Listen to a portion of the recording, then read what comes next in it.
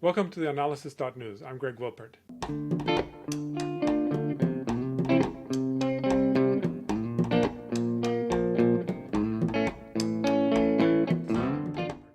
For over 2 weeks now, protests, strikes, and police repression have rocked Colombia. So far, as many as 47 protesters have been killed and over 160 have disappeared. The protests began in the Colombian city of Cali on April 28th, in opposition to a new tax reform that would have increased taxes on ordinary citizens. The protests then spread throughout Colombia. The finance minister resigned, right-wing President Ivan Duque withdrew the tax law, and has now offered to meet with protest leaders. Joining me to help make sense of the situation in Colombia at the moment is Forrest Hylton. He is Associate Professor of Political Science at the National University of Medellin and author of the book Evil Hour in Colombia. Thanks for joining me, Forrest. It's nice to be here, Greg. So, back in 2019, there were already quite a substantial protest against the neoliberal policies of President Ivan Duque. So, this looks a bit like a repeat. Is it? And if not, how is this series of protests different? And is it a surprise or something that's been brewing for a while? So, in 2019, there was the largest general strike in Colombia's contemporary history. Nothing like it had been seen since 1977, and kind of the way for that general strike had been paved by a student strike in 2018. And students negotiated a series of agreements with the Colombian government, as other sectors had done. And in 2019, students to the streets again, and a whole range of other groups, indigenous, Afro-Colombian, feminist, trade union, retired people's associations. And so it was really massive in 2019, and it started in late November, went on through part of December, and then was set to resume in March of 2020, and then the pandemic hit.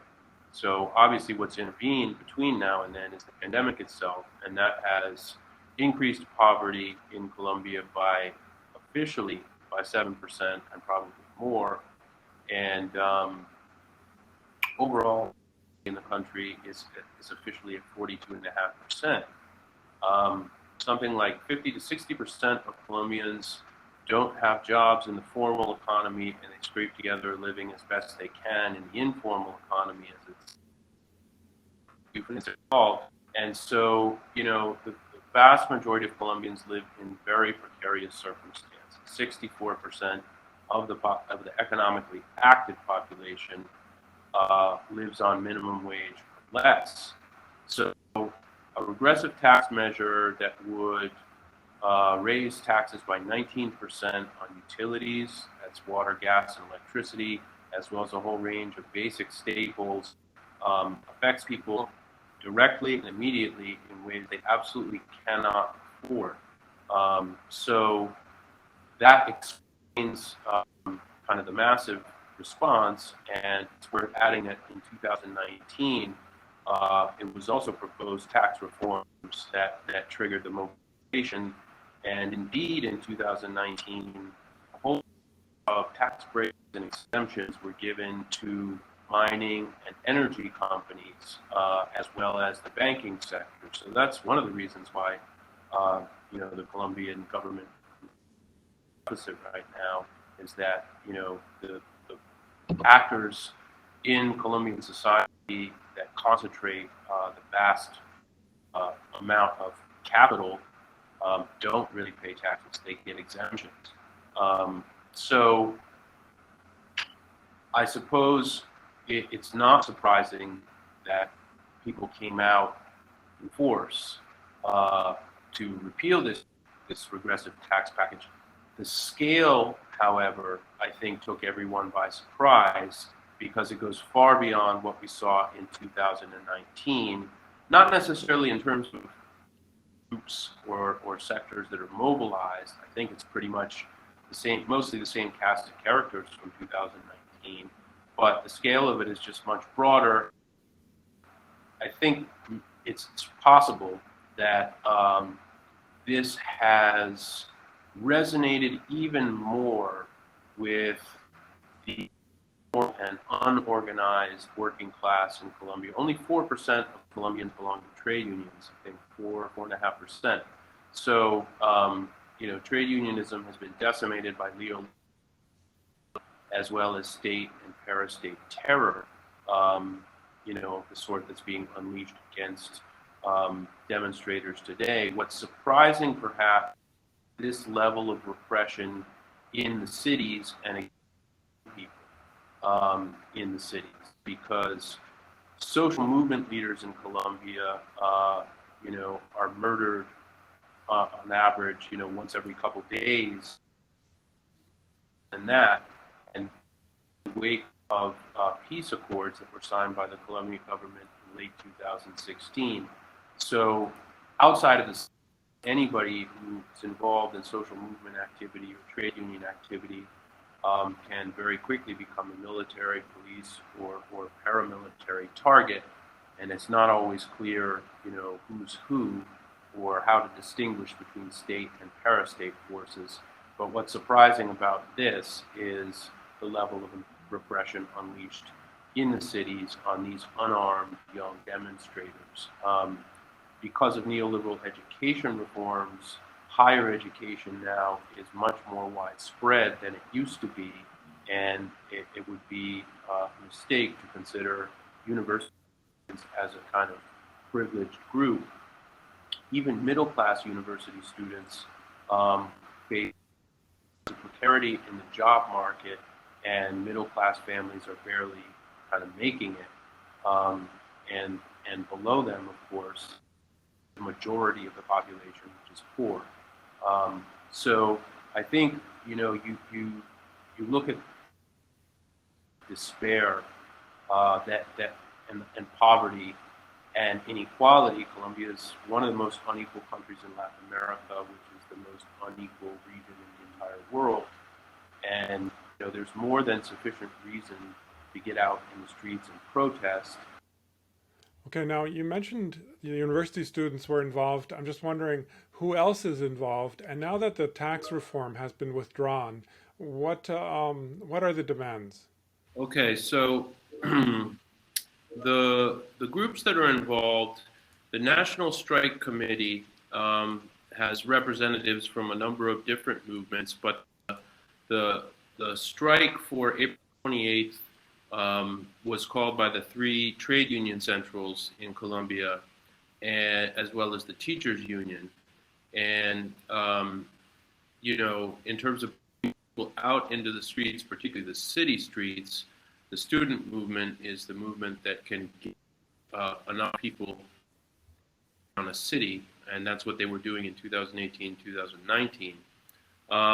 But also the Minga Indígena, which is to say the mobilization of Nasa people from Cauca in the southwest, from the rural areas in which they live to the city of Cali, and then indigenous groups throughout Colombia also mobilizing and striking and setting up roadblocks. Afro-Colombians mobilized all up and down the Pacific coast, and a lot of their demands have to do with fishing rights and sort of the legal framework around fishing rights. Rural workers and peasants, small and medium producers mobilized throughout the countryside, so it wasn't only an urban strike, it was also rural. The bulk of the Colombian population lives in the cities. And so in addition to those groups, retired people's associations, both unionized and non-unionized healthcare workers, the feminist movement, I think LGBTQ plus as well. And now many of these people voted for Gustavo Petro in 2018. And, so far, Gustavo Petro is the leading candidate ahead of the 2022 elections. And, it's to be expected that most of those groups would vote for him again. So The government's tried, of course, to blame these protests on Petro, and Petro has sort of kept his distance and has actually called for kind of pulling back from the blockades and the strikes. Um, and so we could see that the kind of formal political leadership of the Colombian left is, not really in charge of or out front by any means. That there's so many groups, sectors, and regions involved that it's hard to see really much of a national kind of centralized leadership. This is really remarkably decentralized. And in terms of demands, I've named a couple, but I'm going to quickly run through these demands because they're pretty extensive. And this was the case with the National Strike Committee and the demands that it was negotiating with the Colombian government at the end of 2019, and then was planning to negotiate in 2020 when the pandemic hit. So implementation of the peace accords that were signed between the Colombian government and FARC rebels at the end of 2016. The peace accords have not been honored or implemented. They have essentially been profaned and destroyed in the time that Ivan Duque has been president. He won the election in 2018, in which Gustavo Petro won 42% of the vote. So it was hardly an overwhelming victory, and the left, made a very, very solid showing in 2018. And since then, the peace accords have just, been destroyed. And when I say been destroyed, hundreds of FARC soldiers and mid-level commanders have been murdered, mostly extrajudicially and with total impunity.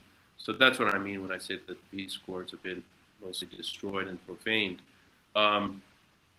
Corruption and sort of scandal after scandal have also characterized this government. One of the main demands to actually try to deal with corruption. The dismantling of the riot police, who've been responsible for the deaths of any number of young people in 2019, and then even more so now. Student demands for significant funding for higher education, which they won on paper in their negotiations with the government in 2019, but that has yet to materialize in any way that they consider sufficient. And also demand for free public higher education for all as a result of the pandemic. And that has been formally announced by the government as something that it's willing to do, but as is the devil's in the details. So we'll see if the government is willing to pony up the money to allow free public higher education for everybody in the bottom half of the population. That's what it's promised. There's call for progressive tax reform instead of regressive tax reform. Progressive healthcare reform. The healthcare system was largely privatized in the early 90s on the U.S. model, and one of the regressive measures that the government had on the table that has just fallen by the wayside as of today was healthcare reform, but sort of deepening the neoliberal model rather than reversing it. So healthcare has been one of the important demands of the student movement, and one of the ways that the student movement has made bridges to other sectors in society. Another demand concerns the murder of social movement leaders in the countryside, and I believe that something like 1,000 of them have been murdered since the signing of the accords at the end of 2016. And again, that takes place with almost complete impunity. The killers are almost never found, not generally brought to justice. And then there's a call for gender equality, which is actually stipulated in the 1991 Constitution, but of course it's honored in the breach. And since the pandemic hit, poverty among women, I understand, is up by fully 20%. there's an awful lot of households that are run by single mothers, and I think it's fair to say that the majority of them are deeper in poverty than they were a year and a half ago.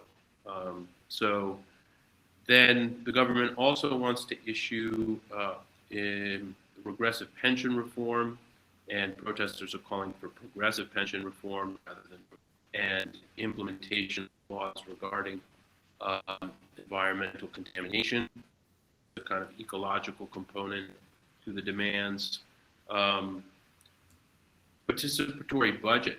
People want to say in what government spending is going to be on, and government spending in Colombia is incredibly bloated when it comes to the military and the police, and there's almost no popular input into government budgeting. So people want to say in how the government spends tax monies. Another thing the government plans to do is introduce, let me repeat that. Another thing that the government plans to do is introduce regressive labor law reform. And again, protests are calling for regressive labor law reform. One of the reasons why unionization is so low in Colombia is that there's a whole series of sort of legal obstacles to forming new unions. And then finally, there's a demand to reorganize the armed forces, which tripled in size, I believe, when Álvaro Uribe was president from 2002 to 2010, again, with the full backing of the United States, which sponsored the kind of military and police buildup in Colombia through Plan Colombia, 80% of which roughly was earmarked for police and the military in Colombia. So protesters are calling for a complete reorganization of the armed forces, and of course they would like to take money away from the armed forces in order to devote to healthcare, education, and other kinds of social spending. And ultimately, I think beyond that long list of demands, the neoliberal model in Colombia is really being called into question, and what the coalition led by Gustavo Petro is offering is a fairly moderate form of social democracy. And if you look at most of the protesters' demands, they would be satisfied with the building of some kind of liberal welfare state in which the rule of law operated. There's a small sector that would like to see much more radical transformations in Colombian political economy and society, but that's probably a fairly small minority of those who are out protesting and demonstrating. So people are putting their lives on the line and getting murdered by the dozens just in order to be able to have a state in which the rule of law exists and in which some kind of minimum margin of survival is a possibility for the majority. Right now, it's not. Now, this does seem like an extremely extensive list of demands, and as you said, it's questioning basically the fundamental principles of neoliberalism in Colombia as it has been instituted for so long. I just want to ask you about kind of the larger context in which this is happening. And you mentioned the peace accords and the lack of the government's holding or fulfilling those accords, and also accords with other sectors of society. Now, one of the things, of course, one of the interpretations that have usually been made of Colombia is that the conservative bent of the governments and the relative difficulty of progressive forces has been due to the fact that Colombia has been under a state of civil war, essentially, until the peace accords were signed, which basically made it easy for the right-wing governments to marginalize the progressive or left factions that are not involved in the armed rebellion. So I'm just wondering, now that the peace accords was signed, even though it's not been upheld, Do you think that's the reason, or part of the reason, that that this has been able? I mean, of course, there's this building of pressure too, I presume, but now there's, so to speak, a political opening that didn't exist before. So I think yes, I think that's the case, but I think in large measure students kind of force that opening. So the mass mobilization in 2018, and then again in 2019, which became a general strike, and in both of those strikes, in 2018 and 2019, the government strategy was to try to portray student mobilization and youth mobilization as infiltrated by kind of remnants of the FARC, which are still around, but they tend to be pretty far from the major cities, and for the most part can be found in kind of far-flung border areas and agrarian frontiers. But nevertheless, the Colombian government script for 50 to 60 years was always that any student protest was secretly being run, by the guerrilla and was part of a gigantic communist conspiracy. And the reality has changed as a result of the signing of the peace accords. And the FARC, it must be said, upheld their end of those accords, and they complied with the accords. And then, as many predicted, were murdered extrajudicially for their trouble. So that's a reality that's pretty widely known in Colombia at this point. And, the ELN guerrilla insurgency still exists, but again, found kind of in border and areas and don't have a very widespread presence throughout the country. So on the face of it, it's implausible that any of the remnants of the FARC or the ELN could be leading something so massive.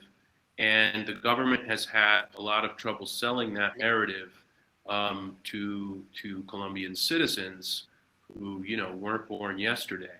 And so I think the signing of the peace accords is really important insofar as urban protest has emerged on a massive scale, and every effort made by the government to kind of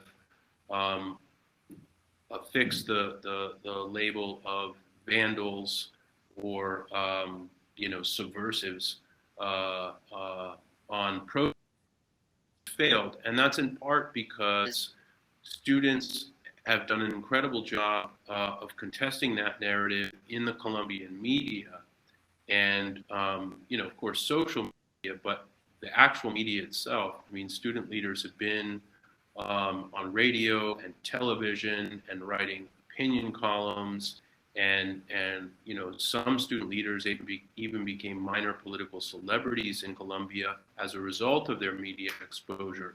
So I think students conquered a great deal of legitimacy for their demands around education and healthcare, and it didn't require a lot of political pedagogy with ordinary people in order to convince those people that the tax measure was going to be really, really bad for them. So I think, the government really itself any favors in terms of kind of expanding the ranks of protesters and demonstrators. And the more that it insists that vandals or guerrillas are behind this, the less credible that seems, because the marches and the protests the participation of cultural workers, artists, musicians, actors, dancers, theater people, and so forth has been sustained and remarkable. And during the daytime, a lot of these protests have a kind of carnival-like feeling to them, and they're attractive to people of all walks of life who are in a situation to go out and participate. And so it's not something that's strictly for the youth or strictly university students because all of these proposed measures by the government affect the bulk of the population. So I think this long term kind of freeze on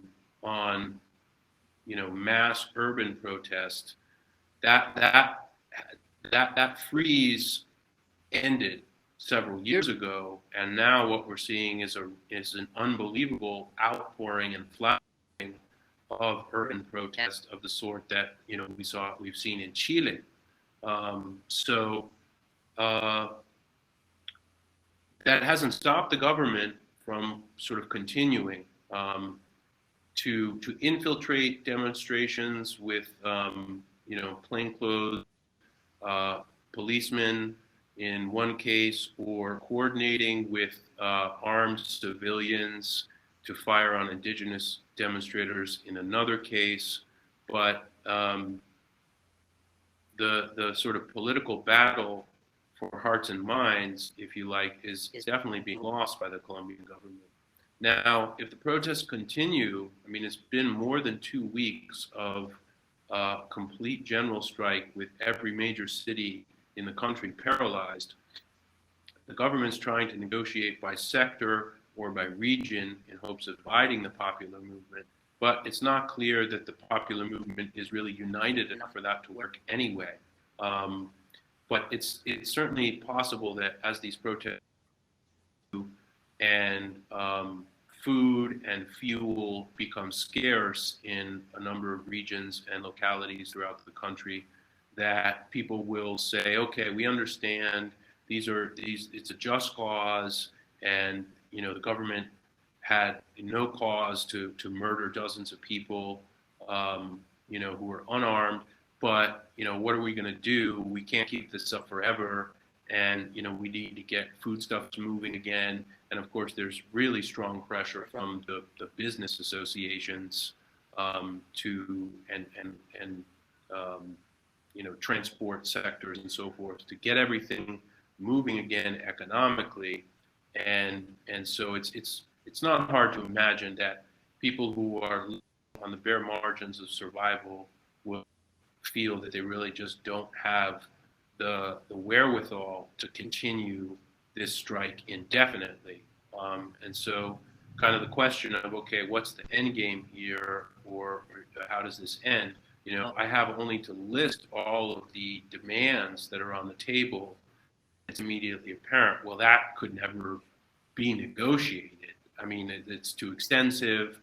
The government is too obstructionist. And so far, the government has not even engaged in any kind of serious negotiations with the National Strike Committee that has this list of demands, which are supposed to be representative. And at the same time, there's a lot of questioning of existing political representation on the National Strike Committee. Well, how representative is it? Even if they were to agreement with the government, would that be accepted by as legitimate? So there's a lot of questions about, okay, well, how does this end, and what might a successful end to this look like? They've already knocked down the healthcare reform, the tax reform, one of the most corrupt and really cynical and fairly sinister officials in recent Colombian history, who was that finance minister, Alberto Carrasquilla. That's all been accomplished. And the government has declared that tuition will be free for the bottom half of the population in public universities. Again, devil's in the details, but nevertheless, in these 2 weeks of protest, movements have made victories have claimed victories of sorts, but in a way they're kind of negative victories. And the points that I've listed, this extensive agenda, obviously would positive in terms of actual proposals, but then each one of them would have to be endlessly negotiated, debated, and then presumably submitted to Congress. So it's really not clear. Well, it definitely seems like a huge moment in Colombia at the moment, and of course, these kinds of situations are very difficult to predict how things are going to go. So we'll definitely keep an eye on it as the situation develops. But it's really quite a moment. So, but we'll leave it there for now. I was speaking to to Forrest Hylton, Associate Professor of Political Science at National University of Medellin. Thanks again, Forrest, for having joined me today. Thanks a lot for having me, Greg. And thanks to our viewers and listeners for joining theAnalysis.news. Please don't forget to head to our website and make a donation there so we can continue to provide the programming such as this. Thank you.